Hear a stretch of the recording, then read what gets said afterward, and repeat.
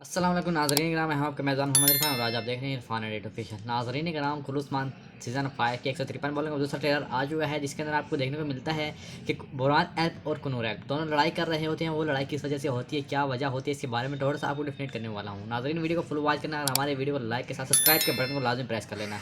नाज़रीन कराम, बुरहान ऐप और ये किस वजह से लड़ रहे होते हैं वो मैं आपको बता दूँ। जैसे कि आपको पता है कि इमरान तगीन उस्मान बे के कबीले पर हमला करता है, यानी करारगाह पर हमला करता है। जैसे ही करारगाह पर हमला करता है तबाह कर देता है और हर जगह पर आग लगा देता है।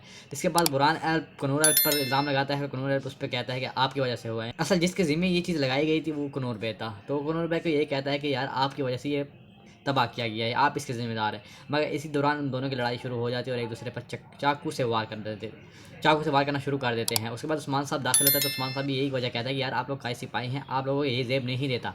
उसके बाद उस्मान साहब इनको ज़ंदान के अंदर डाल देता है। नाज़रीन आज ये वीडियो इतनी, अगर आपको हमारे वीडियो का कोई पार्ट अच्छा लगे तो वीडियो को लाइक करके जाएगा, हमारे चैनल को सब्सक्राइब कर लीजिएगा। अल्लाह हाफ़िज़।